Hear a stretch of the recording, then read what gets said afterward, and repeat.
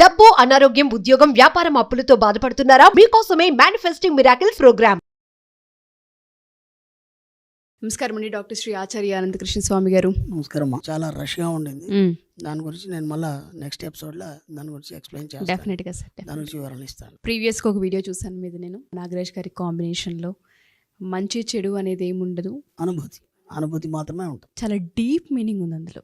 First విన్నప్పుడు పెద్దగా అనిపించకపోయినా చాలా డీప్గా ఒక ఎపిసోడ్ ఒక 2-3 టైమ్స్ మనం వాచ్ చేసినా, క్లియర్గా విన్నా, ఎక్స్పీరియన్స్ ఇచ్చే ఫలితం కావచ్చు, ఆ మంచి చెడు ఏదైతే ఉంటుందో ఆ బ్యాడ్ ఆర్ గుడ్ ఎక్స్పీరియన్స్ కావచ్చు, మనిషిని ముందుకు నడిపిస్తుంటుంది.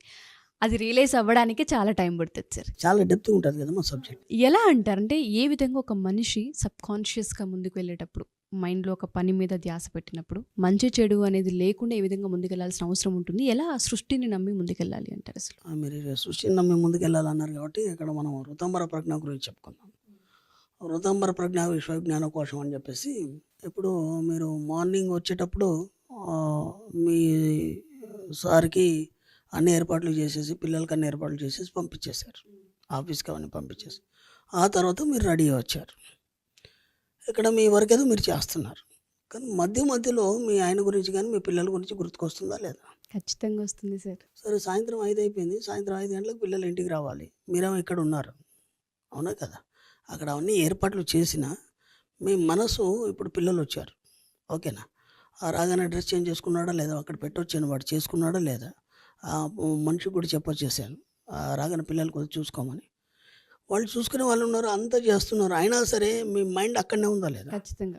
ఎందుకంటే వాడు సరిగా చేయడు, ఇబ్బంది పడతాడు, ఉన్నాడో లేదో, తిన్నాడో లేదో, వాడికి ఆ కూర ఇష్టం లేదు, మరి తింటాడో లేదు, ఇవి ఆలోచన.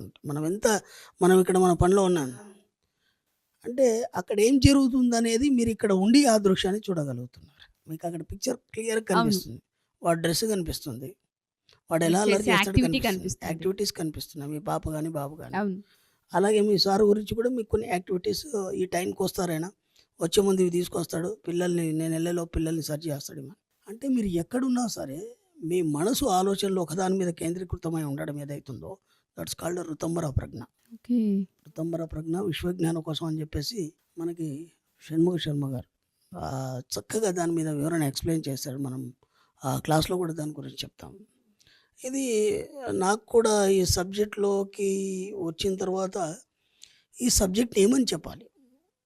ఇప్పుడు మనం డబ్బుని మనం అనుసంధానం చేసాం ఈ సబ్జెక్ట్కి, కానీ దీనికి ఒక పేరు అనేది ఉంటుంది. దీన్ని ఎలా చెప్పాలి అనేది నేను చాలా ఆలోచించాను, నాకు తట్టలేదు. అనుకోకుండా ఏమైందంటే, మా ఆఫీస్లో నేను మార్నింగ్ వెళ్ళాను ఆఫీస్కి, నా కొలీగ్ ఉన్నాడు. నేను అంతకుముందు 3 రోజుల ముందే ఈ షణ్ముఖ శర్మ గారు రాసినటువంటి ఆర్టికల్ చదివాను, ఋతంబర ప్రజ్ఞ విశ్వజ్ఞాన కోశం అని చెప్పేసి. అది భలే అనిపించింది. అరే ఇది కదా నేను చెప్పాలనుకున్నాను. విచిత్రం ఏంటంటే ఋతంబర అంటే పేరు లేనిది, దానికి పేరు లేదు. దాన్నే ఆకాశిక్ రికార్డ్సింగ్ అంటారు, దేజావు అని అంటారు. ఇష్టం ఉన్న పేరు పెట్టుకోవచ్చు దానికి. అంటే ఇప్పుడు మీకు కలిగిన ఈ అనుభూతికి మీరు ఊహించేదానికి ఏమని పేరు పెడతాం, దానికి ఒక పేరు ఉండాలి. కాబట్టి మన ఋషులు, యోగులు, మునులు, మన పూర్వీకులు దానికి ఋతంబర అని పేరు పెట్టారు. అనుకోకుండా ఆఫీస్కి వెళ్ళాను, నా కొలీగ్ ఉన్నాడు. ఆ అతన్ని నేను ఒక 1 year నుంచి గమనిస్తున్నాను. మా ఆఫీస్కి ట్రాన్స్ఫర్ అయ్యి వచ్చాడు. వచ్చిన తర్వాత ఆ అబ్బాయిని చూస్తే ఎప్పుడు దేనికి ఆందోళన చెందినట్టు ఉండదు. నాకు తెలిసి ఒక టీ, స్నాక్స్ ఏమైనా హోటల్కి వెళ్తే ఆయనే పెడతాడు బిల్లు, ఎప్పుడు కూడా మమ్మల్ని పెట్టని వాడు. అలాగని పెద్ద శాలరీ ఏం కాదు, ఓకేనా? ఎప్పుడు నవ్వుతూనే ఉంటాడు, దేనికి టెన్షన్ వాడు. వీడు ఇలా ఎలా ఉన్నాడా అని నేను ఆశ్చర్యపోయాను. ఎన్నోసార్లు అనుకుంటాం కానీ ఈ ఆలోచన రాదు కదా మనకి. ఆ తర్వాత ఏమైంది, ఈ ఆర్టికల్ నేను చదివాను, ఒక 3 days అయింది.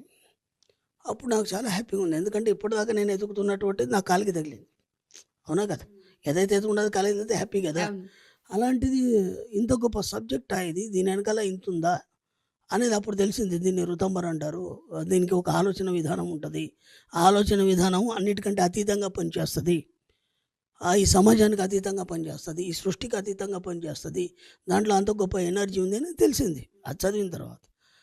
ఉదయం ఆఫీస్కి వెళ్ళాను. వెళ్ళగానే జస్ట్ ఏం మాట్లాడలేదు, హాయ్ అన్నాను. కానీ పక్కన కూర్చున్నాను. సడన్గా ఆయన అన్నాడు కదా, నీకు ఋతంబర తెలుసా అన్నాడు. ఎప్పుడు ఏదో పిచ్చపట్టి మాట్లాడుకుంటాం ఆఫీస్లో, టీ తాగినామా, చేసినామా, ఆఫీస్ వర్క్ గురించి మాట్లాడుకుంటాం తప్ప ఇంకా అంతకంటే ఏముండదు. సడన్గా ఏమన్నాడు, నీకు ఋతంబర ప్రజ్ఞ తెలుసా అన్నాడు.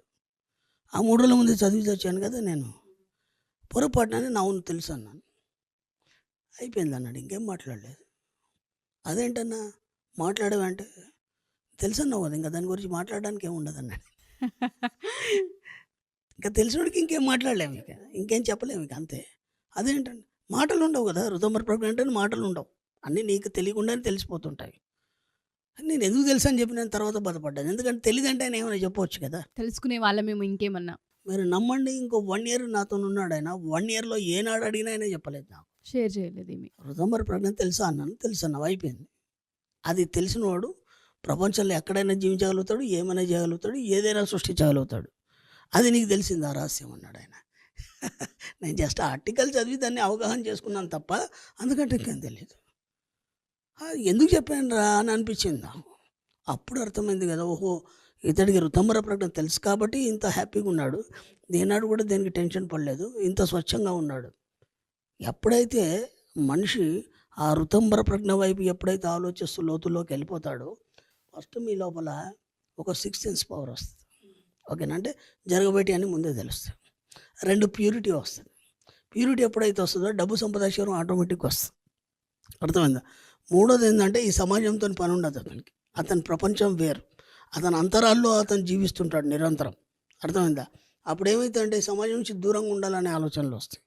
అంటే ఇక్కడ ఏమవుతుందంటే ఇవన్నీ ఒక మేధావి కానీ, ఒక యోగి కానీ, ఒక ఋషికి వచ్చే ఆలోచనలే తప్ప ఇంకేం ఉండదు. ఈ ఋతుమర ప్రజ్ఞలో ఏమేం జరుగుతుంది ఒక 2 ఎగ్జాంపుల్ చెప్తాను. ఒక తల్లి ఉంది, బిడ్డని పసిపాపని ఒళ్ళో పెట్టుకొని పడుకుంది. పక్క నుంచి పెద్ద ప్రొసెషన్ పోతుంది. ఆ చప్పుళ్ళు టపాసులు పేలుస్తున్నారు, గట్టిగా అరుస్తున్నారు. అయినా సరే ఆమె లేవట్లేదు నిద్రలోంచి. ఓకేనా, చిన్న పసిపాప ఇట్లా కదిలింది, చిన్న కేరింత కొట్టింది, ఎమ్మటే పొత్తిల్లోకి పట్టుకుంటుంది తల్లి. అంత పెద్ద చప్పుళ్ళకి లేవలేదు. ఈ చిన్న కేరింతకు చిన్న కథలెక్కి ఆమె ఎమ్మటే ఉలికి పడి లేచి ఒళ్ళో పట్టుకుంది. ఆ తల్లికి ఆ బిడ్డకు ఉన్నటువంటి ఒక సన్నని వెండి తీగ ఏదైతుందో ఆ అనుసంధానం చేసేదే ఋతుమర ప్రజ్ఞ. ఒక సాధకుడు ఉన్నాడు, లేకపోతే యోగి ఉన్నాడు, ఒక ఋషి ఉన్నాడు, ఎవరైనా కావచ్చు. ఇప్పుడు మన వాళ్ళు ఎన్నో సాధనాలు చేస్తారు, ఎన్నో చేస్తారు. ఇప్పుడు అతను వెళ్ళాడు, ఒక హిమాలయస్ వెళ్ళాడు, ఒక అడవికి వెళ్ళాడు, లేకపోతే ఏదైనా ఒక నిర్మానుష్య ప్రదర్శనకి వెళ్ళాడు, ఒక శ్రీ మహావిష్ణువు గురించి తపస్సు చేస్తున్నాడు, లేదా అమ్మవారి గురించి తపస్సు చేస్తున్నాడు. విచిత్రం ఏంటంటే ఇక్కడ మన సబ్జెక్ట్లో ఋతుమర ప్రజ్ఞ ద్వారా ప్రతిదీ నువ్వే సృష్టించుకుంటావు కాబట్టి యువర్ ద క్రియేటర్ అని చెప్పుకోబడ్డది మనం. ఇక్కడ శ్రీ మహావిష్ణువు అంటే ఎలా ఉంటాడు? 4 చేతులు, శంకు చక్రాలు, గద, కిరీటం, పీతాంబరాలు ఇవన్నీ ఉంటాయి.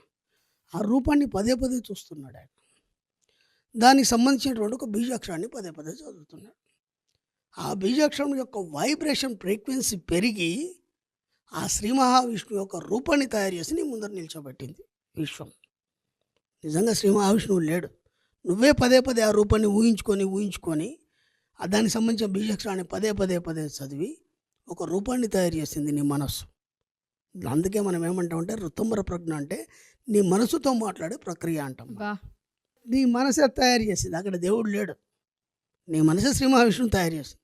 ఇంకా విచిత్రం ఏంటంటే నువ్వు ధ్యాన నిమగ్నుడు అయి ఉన్నావు, ఆయన వచ్చి నిలిచింది కూడా నీకు తెలియదు. ఇప్పుడు అతను వచ్చి నిల్చున్నాడు, నువ్వు కళ్ళు తెరవని చెప్పేది కూడా ఋతుమరనే. ఆ యొక్క జ్ఞానాన్ని కలిగించేది కూడా నీ మనసే చెప్తుంది. ఏమనంటే నువ్వు దేనికోసం అయితే ఇన్ని రోజులు నువ్వు ఆలోచిస్తున్నావు, ఏదైతే చేస్తున్నావో ఆ రూపం నీ ముందు వచ్చి నిల్చుంది, కళ్ళు తెరవని నేను కదిలించేది కూడా ఋతుమరనే. ఇప్పుడు అర్థమైందా? ఋతుమర అంటే ఎంత లోతుగా ఉంటుంది. దాన్ని ఎప్పుడైతే పట్టుకుంటావో యు ఆర్ ద క్రియేటర్, నువ్వు ఏదైనా సృష్టించుకోవచ్చు. దాంతోనే అనుసంధానం ఉన్నప్పుడు నీ ప్రపంచం వేరుగా ఉంటుంది. కాబట్టి మన సబ్జెక్ట్ అంతా ఈ ప్రపంచానికి వేరుగానే ఉంటుంది, చాలా లోతుగా ఉంటుంది. ఎప్పుడైతే మీరు అర్థం చేసుకుంటారో మీకు కావాల్సినవన్నీ మీరు సృష్టించుకోవచ్చు. దేనికి సంబంధించింది ఇది? విశ్వానికి సంబంధించిన సబ్జెక్ట్. మన సబ్జెక్ట్ అంతా అదే కదా. మనసుకి ఎలా అనుసంధానం చేసుకోవాలనేది చాలా క్లియర్గా ఎక్స్ప్లెయిన్ చేశారు. ఎపిసోడ్ను ఒక 10 సార్లు వాచ్ చేయాలనే చెప్తాను ప్రతి ఆడియన్ కూడా. నేనైతే పట్టించుకోవాలి, పట్టుకున్నప్పుడే కదా. ఎప్పుడైతే దాన్ని పట్టుకుంటామో సంకల్పాలు నెరవేరుతాయి, మనకు కావాల్సింది మన కళ్ళ ముందు కనిపిస్తూ ఉంటుంది. నో వర్డ్స్, అసలు చాలా పెద్ద నాలెడ్జ్ ఇది.